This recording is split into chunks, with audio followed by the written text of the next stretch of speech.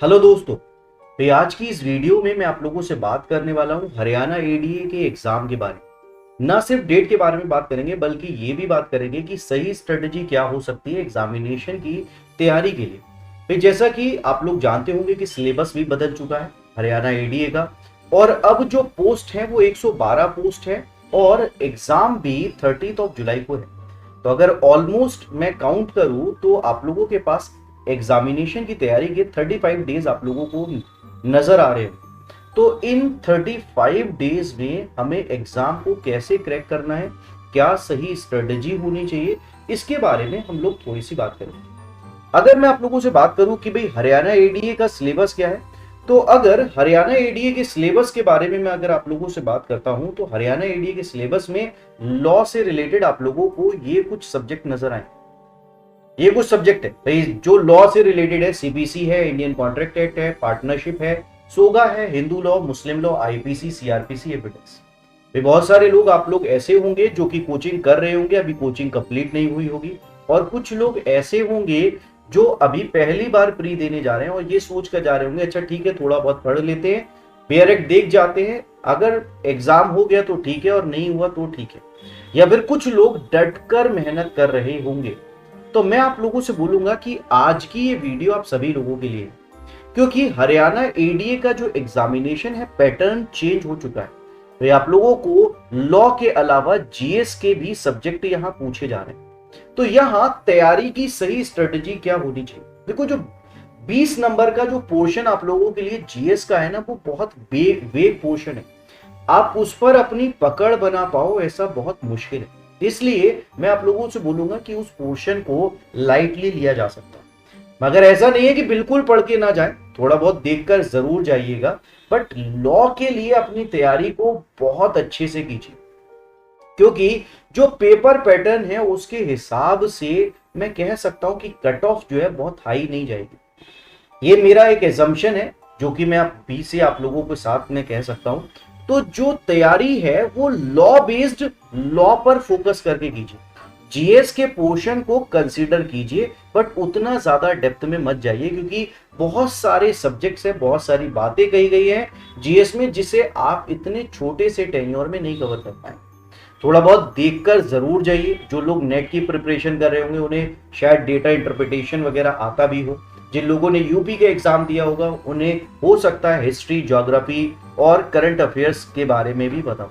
तो थोड़ा बहुत आप लोग भी देखकर जाइए अगर आप लोग पहली बार हरियाणा एडीए के लिए तैयारी करने जा रहे हैं। बट लॉ पर अपनी पकड़ अच्छे से रखिए।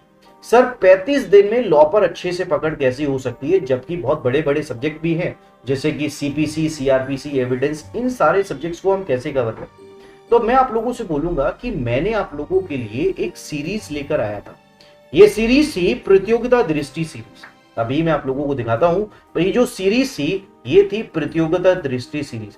मैंने इस सीरीज के अंदर आप लोगों के साथ पूरा सिलेबस कवर किया, यानी कि आप लोगों को अप्रोच जो चाहिए प्री के लिए, यानी कि प्री के लिए सब कुछ नहीं पढ़ना और सब कुछ भी पढ़ना है, मतलब यानी कि सेक्शन में से हमें वो वर्ड पता चल जाए कि सेक्शन 1 में ये वर्ड इंपॉर्टेंट है, सेक्शन 2 में ये वर्ड इंपॉर्टेंट है, डेफिनेशन के इस पार्ट से क्वेश्चन आएगा, सेक्शन 4 में ये वर्ड इंपॉर्टेंट है। तो हमारा 95% काम आसान हो जाए।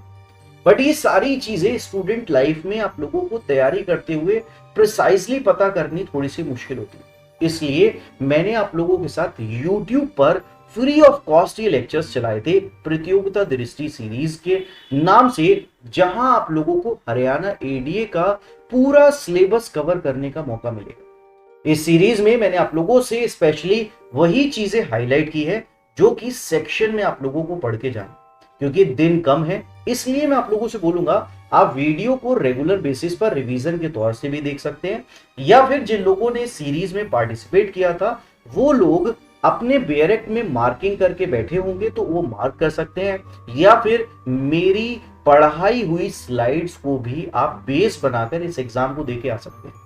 मैं आप लोगों को बता दूं, इससे पहले मैंने आप लोगों के साथ एमपी के लिए सीरीज चलाई थी। तो एमपी में जो क्वेश्चंस मैंने आप लोगों को हाईलाइट कराए थे वही सारे क्वेश्चन आए। यूपी में भी सीरीज चलाई थी, यूपी में भी जो क्वेश्चंस मैंने हाईलाइट कराए वही सारे क्वेश्चंस आए। इसी तरीके से उत्तराखंड में भी जो मैंने सीरीज में कवर करे थे क्वेश्चंस वही सारे हैं। तो अब आप लोगों के पास ये मौका है कि 35 दिन के अंदर अंदर उन वीडियो से आप उस प्रिसाइज कंटेंट को कवर करके जा सकते हैं जो आप लोगों से हरियाणा एडीए में पूछा जाने वाला है।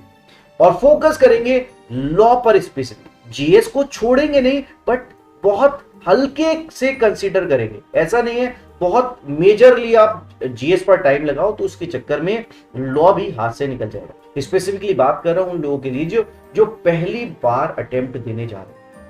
जिन लोगों ने यूपी के लिए पढ़ा है वो रिवाइज करके अच्छे से जरूर जाइएगा। जिन लोगों ने नेट के लिए पढ़ा है वो डेटा इंटरप्रिटेशन भी रिवाइज करके जा सकते हैं। बट अगर आप आज सोचो कि डेटा इंटरप्रिटेशन के सारे क्वेश्चन सारे कॉन्सेप्ट में पढ़ लूं, जीएस आज तक नहीं पढ़ा था सब कुछ कवर कर लूं, तो उस सब में बहुत हौच पौच हो जाएगा। इसलिए थोड़ा थोड़ा करके पढ़ते जाइए बट लॉ पर एक अच्छी कमांड जरूर लेके जाइए, तभी आप लोगों का एग्जाम क्वालिफाई हो पाएगा। मैंने आप लोगों के साथ इस सीरीज के अंदर ऑलमोस्ट सारे एक्ट कवर किए। आप लोग इस सीरीज का लाभ जरूर उठाइएगा हरियाणा एडीए दे के आने से पहले, क्योंकि अब सिर्फ 35 दिन रह गए हैं। 30 जुलाई को आप लोगों का एग्जाम है। तो best of luck guys, thank you.